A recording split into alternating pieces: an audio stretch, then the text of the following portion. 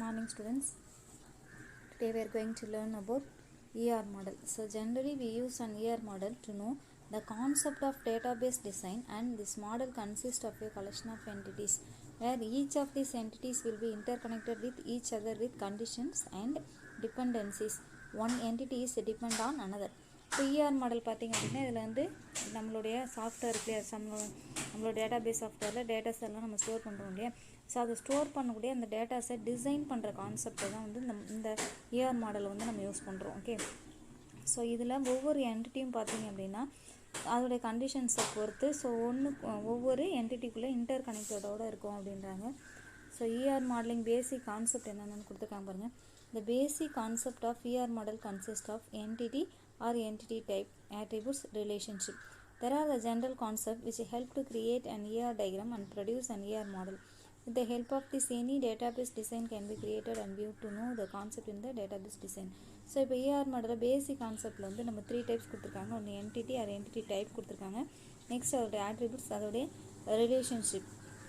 So இதில் பாருங்கள் இந்த என்ன சொல்லியிருக்காங்கன்னா, ஸோ இந்த கான்செப்ட்ஸ் எல்லாமே ER டயக்ராமை வந்து நம்ம க்ரியேட் பண்ணுறதுக்கு, அதை ER மாடலில் நம்மளோட டேட்டாபேஸை வந்து டிசைன் பண்ணுறதுக்கு வந்து நம்ம வந்து இந்த கான்செப்ட் தான் நம்ம வந்து யூஸ் பண்ண போகிறோம். ஸோ இதில் ஒவ்வொன்றை பற்றி நம்ம பார்க்கலாம். ஃபஸ்ட்டு வந்து நமக்கு என்டிட்டினா என்ன அப்படின்னு சொல்லியிருக்காங்க. என்டிட்டி ஆர் என்டிட்டியோடைய டைப்னா என்ன அப்படின்னு சொல்லியிருக்காங்க.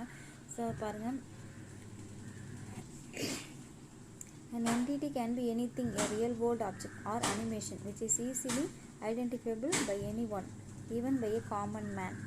Example, if a company's database employee, HR, managers are considered as entities, where each of these entity will be having their own attributes. An entity is represented by a rectangular box. So entity அப்படின்னா என்ன அப்படின்னு கொடுத்துருக்காங்க. So நம்மளோட real world ஆப்ஜெக்டில் நம்ம real வேர்ல்டில் use பண்ணக்கூடிய ஆப்ஜெக்டாக இருக்கலாம், இல்லை ஏதாவது ஒரு அனிமேஷனாக கூட இருக்கலாம். ஸோ இதெல்லாம் வந்து நம்ம என்டிட்டி அப்படின்னு சொல்கிறோம். இப்போ என்டிட்டிக்கு எக்ஸாம்பிள் பார்த்திங்க அப்படின்னா கம்பெனியோடைய டேட்டாபேஸ். இப்போ ஒரு கம்பெனி அப்படின்னு சொன்னால் அதில் என்னென்னலாம் இருக்கும் அப்படின்னு பாருங்கள். ஸோ எம்ப்ளாயி இருப்பாங்க, HR இருப்பாங்க, மேனேஜர் இருப்பாங்க. ஸோ இந்த மாதிரி ஒவ்வொரு தனித்தனியாக ஒவ்வொரு டீட்டெயில்ஸும் நம்ம வந்து என்ன எடுத்துக்கலாம், என்டிட்டியாக எடுத்துக்கலாம். அந்த ஒவ்வொரு என்டிட்டிக்கும் பார்த்திங்க அப்படின்னா அதுக்குள்ளே லாட் ஆஃப் வேல்யூஸ் இருக்கும், அதுக்குள்ளே நிறைய ஆட்ரிபியூட்ஸ் இருக்கும். எம்ப்ளாயி அப்படின்னா எம்ப்ளாயிக்கு நிறைய என்ன பண்ணுவோம், ஆட்ரிபியூட்ஸ் இருக்கும். எம்ப்ளாயி அப்படின்னா எம்ப்ளாயோடைய ஐடி எடுத்துக்கலாம், எம்ப்ளாயோடைய நேம் எடுத்துக்கலாம், எம்ப்ளாயோடைய சேலரி எடுத்துக்கலாம், எம்ப்ளாயோடைய டேட் ஆஃப் ஜாயினிங் எடுத்துக்கலாம். ஓகேங்களா. ஸோ இந்த மாதிரி டீட்டெயில்ஸ் எல்லாமே எம்ப்ளாயி. அதேமாதிரி மேனேஜர் அப்படின்னா மேனேஜர். ஸோ அவருடைய ஐடி நம்பர் என்ன, அவருடைய சேல்ரி என்ன, அவருடைய ஃபோன் நம்பர் என்ன, அவர் எந்த டிபார்ட்மெண்ட்டில் ஒர்க் பண்ணுறாரு. ஸோ இந்த மாதிரி அது அவங்களுக்கும் பார்த்திங்கன்னா தனித்தனியாக நம்ம வந்து என்டிட்டி நம்ம தனியாக எடுத்துக்கலாம். ஓகேங்களா. சாரி, அதோடைய ஆட்ரிபியூட்ஸ். ஓகே, ஸோ இப்போ இந்த என்டிட்டியை வந்து நம்ம வந்து எப்படி ரெப்ரசன்ட் பண்ணுவோம் அப்படின்னு பார்த்திங்கன்னா ரெக்டாங்குலர் பாக்ஸில் தான். ஓகேங்களா. என்டிட்டி அப்படின்னாலே ரெக்டாங்குலர் பாக்ஸ். அதோடைய ஆட்ரிபியூட்ஸ் அப்படிங்கும்போது தான் நம்ம என்ன பண்ணோம், ஓவல் ஷேப் வந்து நம்ம யூஸ் பண்ணுவோம். ஓகே, இங்கே நமக்கு எக்ஸாம்பிளாக 2 கொடுத்துருக்காங்க, எம்ப்ளாயி ஒன்று, அடுத்து மேனேஜர். இது என்டிட்டி. இப்போ என்டிட்டியுடைய டைப்ஸ் என்னென்ன அப்படின்னு பார்க்கலாம். என்டிட்டியுடைய டைப்ஸில் பார்த்தீங்கன்னா strong entity, week entity, entity instance அப்படின்னு சொல்லிட்டு 3 டைப்ஸ் கொடுத்துருக்காங்க. இது என்டிட்டியோடைய டைப்ஸ். இப்போ ஸ்ட்ராங் என்டிட்டி அப்படின்னா என்ன அப்படின்னு பார்க்கலாம். The strong entity is the one which doesn't depend on any other entity on the schema or database. A strong entity will have a primary key with it, that is a unique ID which other entities will not have in their attributes. It is represented by one rectangle. In the above example, it is a strong entity because it has a primary key as the roll number, because for everyone roll number varies and it will not be the same. So இப்போ நமக்கு வந்து strong entity அப்படின்னா என்னன்னு சொல்லியிருக்காங்க.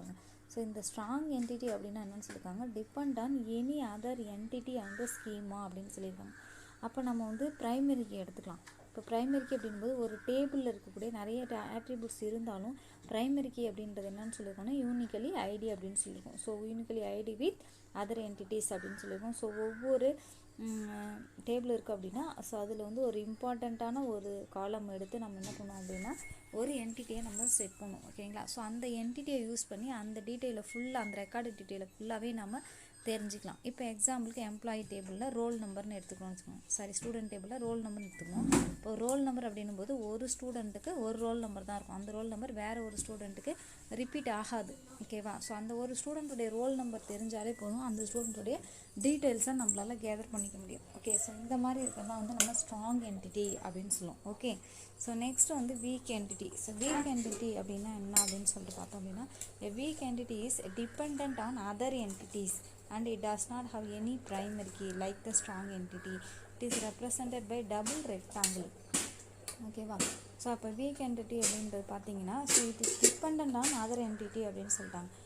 Okay, so இது வந்து primary key மாதிரி, இது வந்து இதில் வந்து ப்ரைமரி கீ அப்படிலாம் வந்து இருக்காது. Okay, so it is represented double rectangle அப்படின்னு சொல்லிட்டாங்க. ஓகே, ஸோ அப்போ இதோடைய சிம்பிள் வந்து நம்ம ஏற்கனவே பார்த்தது ஸ்ட்ராங்க்கு வந்து ரெக்டாங்கிள் சொன்னாலே, அது மாதிரி இதில் வந்து டபுள் ரெக்டாங்கிள் வந்து நம்ம யூஸ் பண்ணோம். இதுக்கு எக்ஸாம்பிள் தான் நமக்கு இங்கே கொடுத்துருக்காங்க பாருங்கள். Here the marks is the weak entity and there are no unique ID or primary key for that entity, so they are dependent on the existence of the entity. So இங்கே பார்த்தீங்க அப்படின்னா நமக்கு என்ன சொல்லியிருக்காங்க, மார்க்ஸ், இதுதான் marks. So அதுதான் வந்து நமக்கு வந்து பார்த்திங்கன்னா வீக் என்டிட்டி அப்படின்னு சொல்லிட்டாங்க. இதில் வந்து நோ யூனிக்கியோ ஐடிஆர் ப்ரைமரி கீன்னு சொல்லிட்டாங்க. இதில் ப்ரைமரிக்கியோ இல்லை யூனிக்கியோ நம்மளால் இதில் வந்து யூஸ் பண்ணவே முடியாது. ஓகேங்களா? இந்த மார்க்ஸ் அப்படின்ற போது இன்னொரு என்டிட்டியை வந்து கண்டிப்பாக இது டிபெண்ட் பண்ணி தான் இருக்கும். அது என்ன அப்படின்னு பார்த்தீங்கன்னா சப்ஜெக்ட், அப்புறம் எக்ஸாம், அப்புறம் பாஸ் ஆர் ஃபெயில். ஸோ இதெல்லாம் தெரியணும் இல்லையா? ஸோ இதெல்லாம் வேணும்னா அப்போ மார்க்ஸ் வேணும்.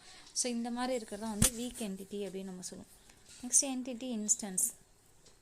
Instances are the values for the entity. If we consider animals as the entity, their instance will be dog, cat, cow, etc. So an entity instance denotes the category values of the given entity.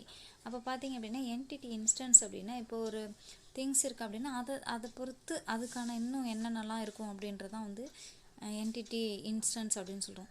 அதுக்கு நிறைய example கொடுத்துருக்காங்க பாருங்களேன். Human அப்படின்னு எடுத்துட்டோம்னா male or female அப்படின்னு நம்ம use பண்ணலாம். Animals அப்படின்னு எடுத்துட்டோம்னா டாக், லயன், கேட் இந்த மாதிரி எடுத்துக்கலாம். ஜாப் அப்படின்னா என்ஜினியர், டாக்டர், லாயர் அப்படின்னு எடுத்துக்கிறோம். அது மாதிரி ஆக்டர்ஸ் அஜித், விஜய், விக்ரம். அது மாதிரி எலக்ட்ரானிக்ஸ்னால் லேப்டாப், மொபைல். ஸோ இந்த மாதிரி இருக்கிறதெல்லாம் வந்து என்டிட்டியோட இன்ஸ்டன்சஸ். என்டிட்டி அப்படின்னா ஹியூமன், அனிமல்ஸ், ஜாப், இதெல்லாம் என்டிட்டி. அதோட இன்ஸ்டன்சஸ் அப்படின்னா என்ன அப்படின்றது ஸோ உங்களுக்கு கிளியராக இருக்கும்னு நினைக்கிறேன். ஓகே, ஸோ நெக்ஸ்ட்டு வந்து நம்ம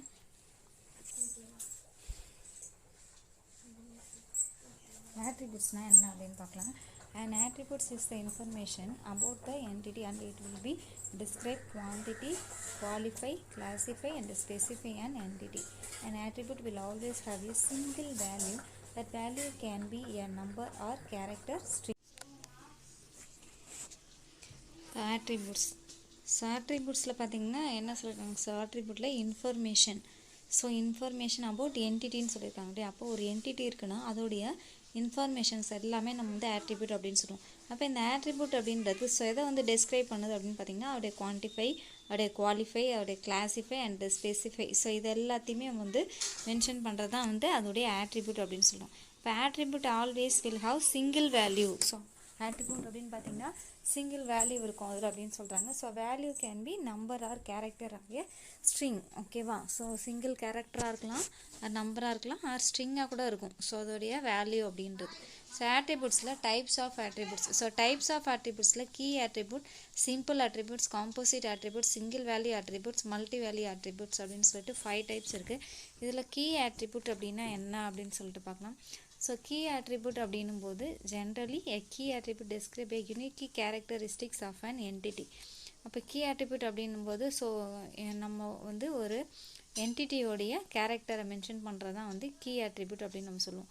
okay, next simple attribute. So simple attribute இங்கே எக்ஸாம்பிள் கொடுத்துருக்காங்க பாருங்கள். ஸோ இதை பார்க்கும்போதே உங்களுக்கே தெரியும். So the simple attributes cannot be separated. It will be having a single value for the entity. So simple attribute அப்படின்னும் போது ஸோ அதோடைய என்டிட்டி வேல்யூஸ் பார்த்தீங்க அப்படின்னா தனியாக இருக்காது அப்படின்னு சொல்கிறாங்க. So example let us consider the name as the attribute for the entity employee. So employee அப்படின்னு ஒரு என்டிட்டி எடுத்துக்கலாம். ஸோ அதுக்கு வந்து ஆட்ரிபியூட் வந்து நேம் அப்படின்னு எடுத்துக்கலாம். And here the values for that attribute is a single value. Okay, so அப்போ பார்த்தீங்க அப்படின்னா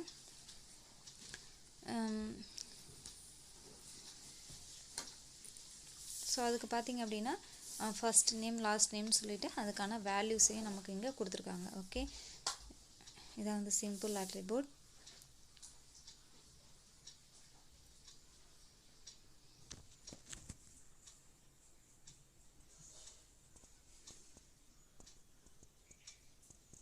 Next வந்து composite attributes.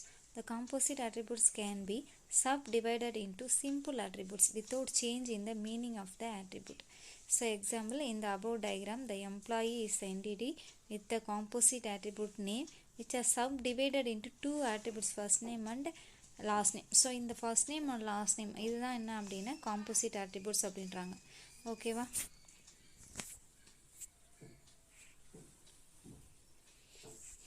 Attributes without change in the meaning of that attributes. Okay, so next பார்த்தீங்க அப்படின்னா single value attributes. So single value attributes அப்படின்னா என்ன அப்படின்றது பார்த்தீங்கன்னா அதை வந்து